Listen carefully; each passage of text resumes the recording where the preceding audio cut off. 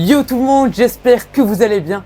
Aujourd'hui on se retrouve pour une vidéo juste incroyable car nous allons découvrir une personne exceptionnelle qui quelques jours avant d'être condamné à mort va décider de se convertir au christianisme et de suivre le Christ. Vous l'aurez peut-être deviné, il s'agit de Jacques Fesch et nous allons aujourd'hui découvrir cet homme exceptionnel dans les moindres recoins. Vous êtes prêts?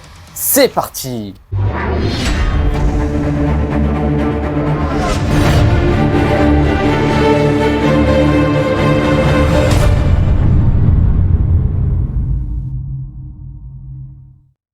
Tout commence le 6 avril 1930 lorsque Jacques Fesch naît dans une famille tout à fait exceptionnelle. Son père est directeur de banque, très riche et athée. D'ailleurs, petite anecdote, il était apparemment de la famille de Joseph Fesch, qui était tout simplement l'oncle de Napoléon, au calme. Voilà, donc Jacques Fesch, déjà, juste, il naît et il est déjà dans l'arbre généalogique, en gros, de Napoléon. Voilà. Mais bon, revenons au sujet et parlons de sa mère. Elle est mère au foyer, très pieuse, et elle éduque ses 3 enfants. 2 filles, alors âgées de 4 et 8 ans, et un petit gars, Jacques. Mais le petit dernier de la famille a beaucoup de mal à être éduqué. En effet, il fait très régulièrement des caprices et sa mère ne sait pas comment réagir. C'est pour ça que sa mère va le gâter, mais à un point qu'on ne s'imagine absolument pas. Cette difficulté à l'éduquer se fait ressentir à travers son éducation. En cours, ses potes le décrivaient comme quelqu'un de mou et totalement absent. Et Jacques, bien qu'il soit allé au lycée, il va le quitter sans avoir eu son bac. Deuxièmement, il se détache très rapidement de sa foi, que sa mère lui avait inculquée dès sa naissance. Enfin, le jeune homme aura des difficultés à entretenir de bonnes relations avec ses parents, ce qui va instaurer un climat familial instable.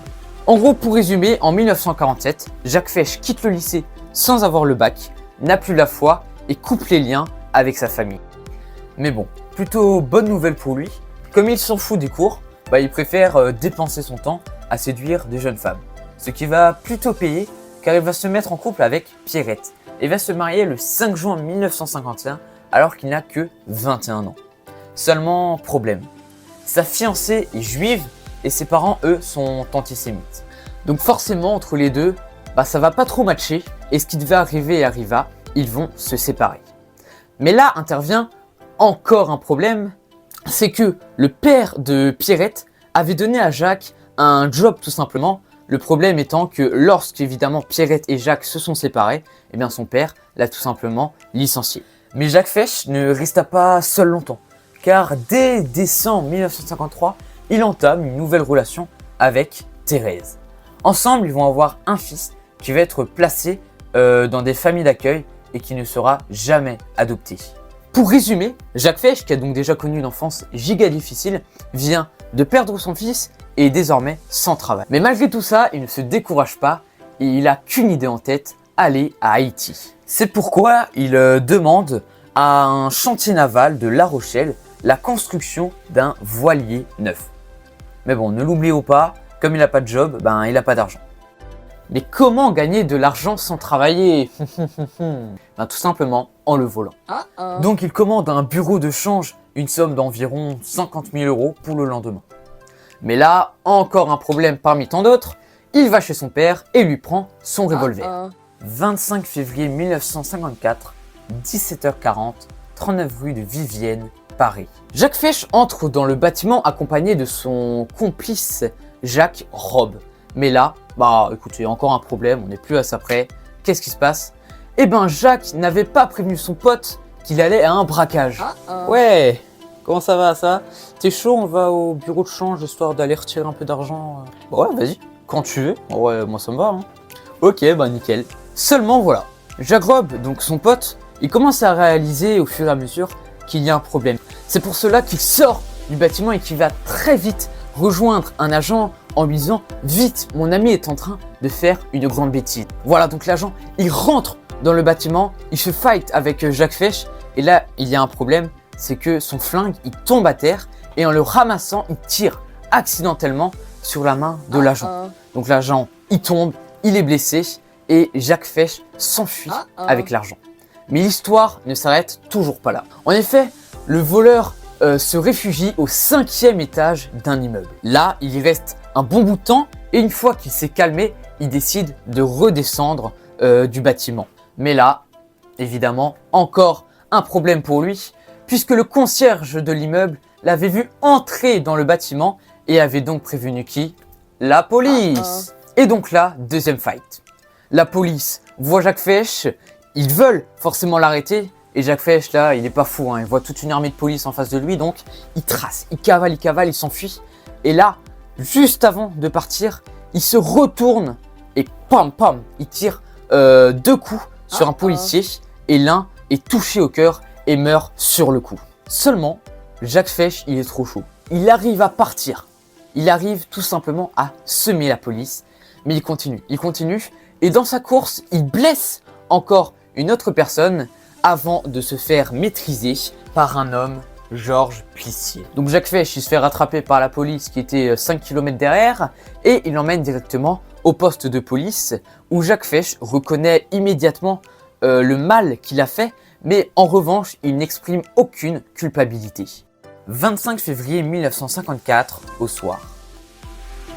L'enquête, forcément, elle est très vite bouclée et Jacques Fesch va attendre plusieurs années de sa vie en prison en attendant son procès. Il est alors seul et commence à se poser un grand nombre de questions.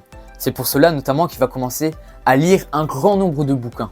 Mais il va surtout commencer un cheminement d'abord intellectuel puis spirituel. Comme chaque criminel, Jacques Fesch, voilà, une fois par semaine, il reçoit la visite de son avocat, Paul Baudet. Il s'agit d'un homme giga croyant qui va tous les jours à la messe et qui va jouer un rôle très important dans la conversion de Jacques Fesch. Au début, le criminel est très fermé à la question et surnomme son avocat la panthère de Dieu. Il a notamment dit « Je restais athée convaincu et même essayé par amusement de convertir mon avocat à la négation de toute vie de l'esprit hors du corps. » Mais c'est pas parce qu'il est en prison qu'il va couper définitivement tous les liens avec sa famille. Il reprend peu à peu contact avec sa mère qui, en octobre 1954, lui apporte un joli petit livre sur les apparitions de Fatima. En plus de ça, les mots de l'aumônier de prison le touchent un tout petit peu plus et cet ensemble d'éléments font que Jacques Fesch se pose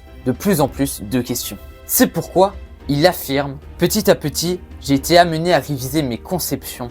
Je n'avais plus la certitude de l'inexistence de Dieu. Je devenais réceptif sans pourtant avoir la foi. J'essayais de croire par la raison sans prier ou si peu. » 1er mars 1955, le matin. Jacques Fesch se réveille d'une nuit tout à fait exceptionnelle et là, il est tout simplement chamboulé. Durant cette nuit, il est totalement transformé et reçoit un choc spirituel. Par exemple, il commence à écrire des textes parlant de religion, parlant de sa foi et il regrette pour la première fois tout le mal qu'il a commis. Mais alors, qu'est-ce qui s'est passé ce soir-là? Il affirme « Or, ce soir-là, j'étais dans mon lit, les yeux ouverts, et je souffrais réellement pour la première fois de ma vie avec une intensité rare de ce qui m'avait été révélé touchant certaines choses de famille. Et c'est alors qu'un cri jaillit de ma poitrine, un appel au secours. Mon Dieu! Et instantanément, comme un vent violent qui passe sans qu'on sache d'où il vient, l'Esprit du Seigneur me prit à la gorge.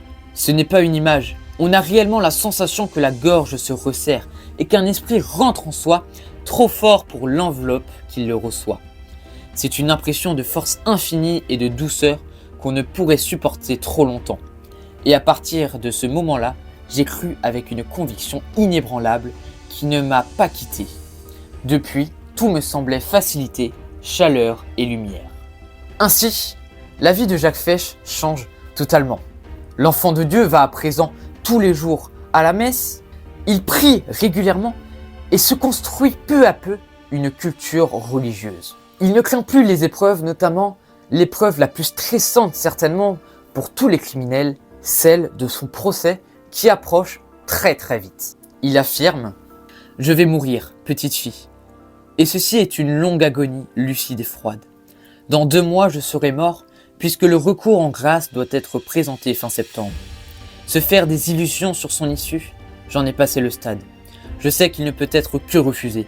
Mon intelligence me laissera-t-elle croire à quelques hypothétiques chances de la dernière heure, que la foi qui m'habite et la volonté qui me pousse à faire don de ma vie dans une paix que le monde ignore, me serait à elle seule une certitude suffisante. Ou encore, Ce n'est pas par lassitude que je veux m'en aller, ça serait abominable et un signe de damnation. Mais c'est afin que la volonté du Père soit faite, et parce que j'accepte de tout cœur cette volonté, je reçois joie sur joie. Ces deux phrases que je viens de vous citer montrent bien que Jacques Fesch n'a plus du tout peur de son procès, et rien que cela est juste incroyable. 3 avril 1957, cour d'assises de Paris. Le procès et la plus grande épreuve pour Jacques Fesch commencent ce matin-là. Selon le code pénal, pour qu'un meurtrier soit condamné à mort, il faut que le crime qu'il a commis soit associé à un délit. Le problème, c'est que Jacques Fesch a commis un délit. Ainsi, après 1 heure de discussion entre les témoins, les avocats, les policiers, bref, toutes les personnes qui sont dans le tribunal, eh bien, devinez quoi? Jacques Fesch, évidemment, est condamné à mort. Mais là, il y a quelque chose que je ne vous ai pas dit. C'était le jour de son anniversaire, et c'est très très triste. Jacques Fesch a été condamné à mort le jour de son anniversaire. 30 septembre 1957, J-1 avant son exécution. Cette journée fut très forte en émotion. Jacques Fesch, toujours en couple avec Thérèse, se marie dans la cellule du condamné à mort. Ce dernier passa les dernières heures de sa vie à écrire à ses proches, comme à sa belle-mère, son avocat ou encore sa femme. Et c'est à ce moment-là certainement qu'il sortit sa phrase la plus touchante. Dans 5 heures, je verrai Jésus, qu'il est bon, notre Seigneur. Et il sera finalement exécuté très tôt le lendemain matin, 1987. 30 ans après sa mort, le cardinal archevêque de Paris, Monseigneur Lustiger, engage une procédure de béatification qui est encore de nos jours en cours d'instruction. Dans les dernières années de sa vie, il a fait un chemin extraordinaire et est devenu ce qu'on doit appeler un saint. C'est-à-dire c'est un homme qui, prenant conscience de ce qu'a été sa vie, se retourne vers Dieu, prie, la regrette ce qu'il a fait de mal, rend grâce à Dieu et vit vraiment comme un saint. Un criminel peut devenir un saint? C'est exactement le message. Et le message, c'est qu'il n'y a aucune vie perdue, aucune vie à jamais gâchée. La sainteté véritable, tout homme peut y être appelé, et même celui que l'on méprise le plus et qui est le plus abandonné de tous. D'ailleurs, le fils de Jacques Fesch, qui avait été amené dans un orphelinat, se bat jour après jour, encore aujourd'hui, pour réhabiliter son père, car il estime que tout homme a le droit à une seconde chance. Alors bon, que faut-il retenir de Jacques Fesch? Qu'il s'agit du bon larron du XXe siècle, que tout homme qui demande de l'aide à Dieu peut en recevoir s'il le désire réellement. Dites-nous en tout cas si la conversion de Jacques Fesch vous a touché, et dites-nous ce qu'il vous a marqué le plus sur cet homme. En tout cas, n'hésitez pas à vous abonner, à activer la cloche et à liker la vidéo si ce n'est pas encore fait.